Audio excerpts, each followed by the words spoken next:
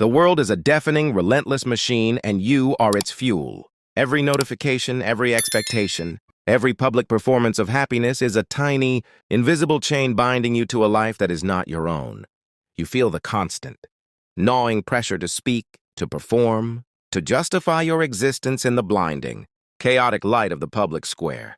But what if the greatest act of courage is not to fight the noise, but to simply disappear? What if the only way to truly save yourself is to let the old version of you die, to vanish from the radar, and to seek the terrifying, absolute sanctuary of silence? This is not an escape. It is a strategic retreat, a conscious act of unavailability that the great minds, from the Stoic emperors to the deepest psychologists, have always understood as the first step toward true power. The question is not whether you can handle the world's noise, but whether you can handle the profound, echoing silence required to rebuild yourself from the ground up. The journey begins with a brutal, yet necessary, confrontation, the realization that the person you present to the world, your ego, is a carefully constructed fiction. Carl Jung called this the first stage of individuation, the process of becoming a whole, indivisible being. Your ego is the currency of social interaction, a collection of arbitrary opinions and labels you've been handed. Since birth, your name, your job, your political leanings, your favorite sports team. It is a house built on sand, constantly threatened by the tides of public opinion. When the floods come, when the winds of criticism blow, this fragile structure collapses, leaving you exposed and bewildered. The Stoics, centuries before Jung, knew this vulnerability intimately. They taught that we must anchor our lives not in the fleeting, external things, reputation, wealth, status, but in the one thing that is truly our own, our inner character. To disappear is to step away from the market where your ego is traded, to stop accepting the world's valuation of your worth, and to begin the arduous, silent work of finding your own intrinsic value. Once the noise of the world is muted, a new, more unsettling sound emerges, the clamor of your own unexamined mind. This is where the real work begins, in the desolate, unlit chambers of the psyche. You must now face the shadow, the second stage of Jungian integration. The shadow is not some abstract evil. It is everything you have repressed, everything you judge, everything you deny about yourself, the anger, the laziness, the ambition, the jealousy, the creative fire. It is the dark twin you locked in the basement of your soul and threw away the key. You thought you were being good by hiding these parts. But Jung warned us that it is better to be whole than to be good. By repressing the shadow, you do not destroy it. You merely give it autonomy. It begins to possess you, leaking out in moments of irrational rage, sudden self-sabotage, or intense, unreasoning judgment of others.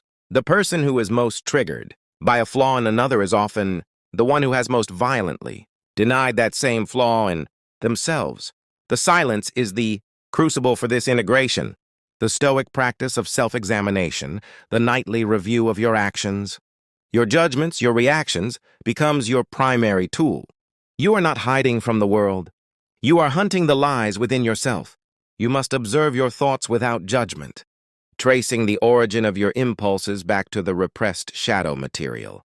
This is a terrifying process, a psychological descent into the underworld, but it is the only path to true self-mastery. The Stoics believed in the dichotomy of control. Some things are up to us, our opinions, impulses, desires, and some are not, everything else. The shadow is a powerful force that attempts to trick you into believing your impulses are outside your control. By observing it in silence, you reclaim your sovereignty.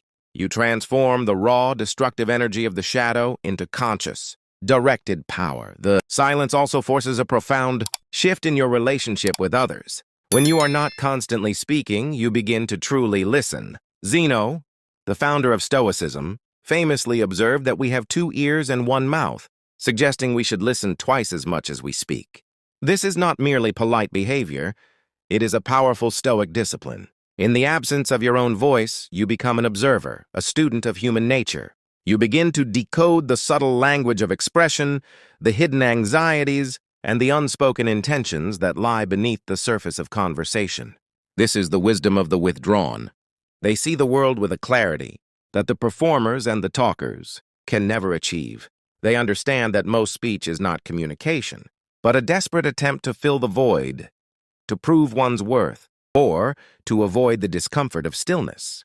This period of withdrawal is not about becoming a hermit. It is about becoming a rock. The thumbnail's image of the ancient Stoic face is a perfect metaphor. It suggests a figure who has endured the storms of life and emerged not unscathed but unshakable. You are building an inner fortress, a sanctuary of the mind that no external event can breach. This is the Stoic ideal of apatheia, not apathy, but freedom from destructive passions. You are training your mind to distinguish between a mere impression and a fact, between a fleeting emotion and a reasoned judgment. When you are silent, you are not reacting. You are processing. You are counting to 3 before you respond, as Epictetus advised, giving yourself the necessary space to choose a virtuous, reasoned response instead of a reflexive, ego-driven one. This is the essence of rebuilding, replacing the automatic, conditioned responses of the old self with the deliberate, rational choices of the new. The deeper you go into the silence, the closer you come to the 3rd and 4th stages of individuation, the integration of the anima animus, and the realization of the self. The anima, the feminine principle in men, and the animus, the masculine principle in women, represent the balancing of the inner world.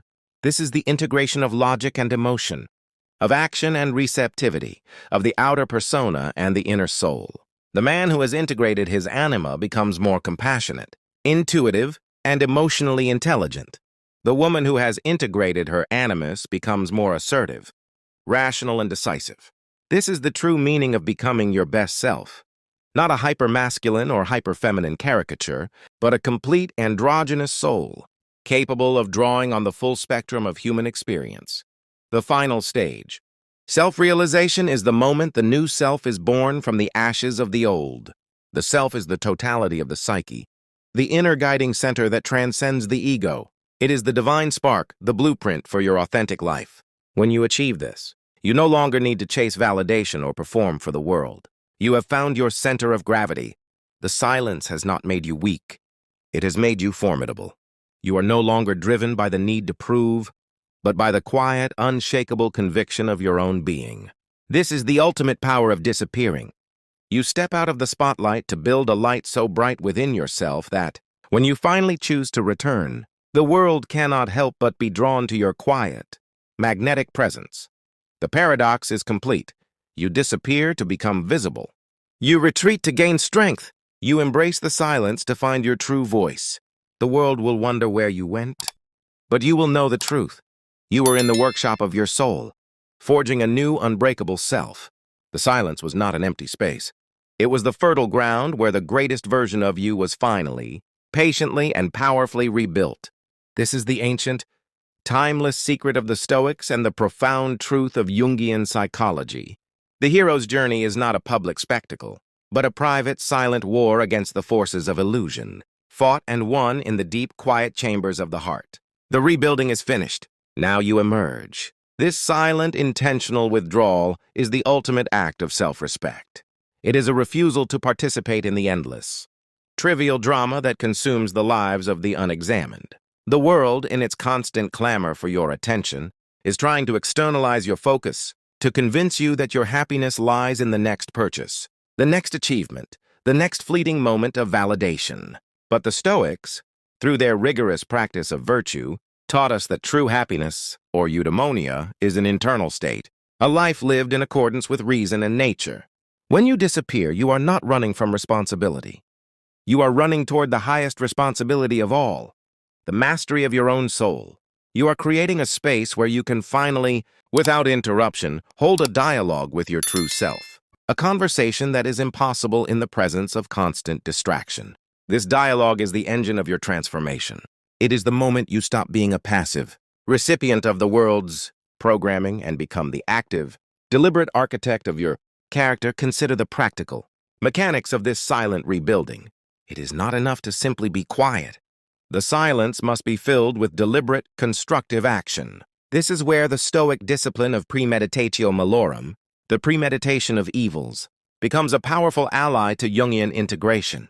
Before you re-emerge, you must test the strength of your new self. You must mentally rehearse the inevitable setbacks, the betrayals, the moments of profound injustice that life will throw at you. By confronting these potential evils in the safety of your solitude, you inoculate yourself against their emotional sting. You realize that the only thing that can truly harm you is your own judgment about the event, not the event itself. This is the ultimate freedom, the realization that your inner peace is non-negotiable, a fortress that cannot be breached by external forces. The silence allows you to see the world not as a source of pleasure or pain, but as a training ground for virtue. Every challenge becomes an opportunity to practice courage, justice, temperance, and wisdom, the four cardinal virtues of Stoicism. Furthermore, the integration of the anima and animus, that delicate balance of the inner masculine and feminine, is profoundly aided by this period of isolation. In the rush of social life, we are often forced into rigid, one-sided roles by societal expectations. The man must be tough, the woman must be nurturing, and the full, complex human being is suppressed. The silence breaks these chains. It allows the intuitive, feeling side of the man to surface without the fear of judgment, and the assertive, rational side of the woman to strengthen without the need for apology. This is not about changing who you are, but about reclaiming all of who you are. It is the process of becoming psychologically whole, a state of being that radiates a quiet, magnetic confidence that is far more compelling than any loud, attention-seeking performance. When you finally step back into the world, you do so not as a half-person playing a role, but as a complete, integrated soul, capable of responding to any situation with the full range of your humanity. The ultimate reward of this silent rebuilding is the attainment of the self, the final stage of individuation. The self is often symbolized by the mandala, a circle representing wholeness and the union of opposites. It is the realization that you are not merely your ego, your shadow, or your persona, but something far greater, a unique expression of the universal human spirit. This is the point where Jungian psychology and Stoic philosophy converge most beautifully. The Stoic sage, the person who has achieved wisdom and virtue, is essentially the individuated person. Both have found their place in the cosmos, understanding that they are a part of a greater whole, a citizen of the universe. They have transcended the petty concerns of the ego and aligned their will with the rational order of nature. This alignment is the source of their unshakable tranquility. The silence was not a void. It was the sacred space where you listened to the voice of nature, the voice of your deepest, most authentic self, and finally, unequivocally, agreed to follow its guidance. You disappeared, and in that vanishing, you found the only person you were ever truly meant to be. The work is never truly finished, but the foundation is now solid, built not on the shifting sands of the world, but on the bedrock of your own integrated, virtuous soul.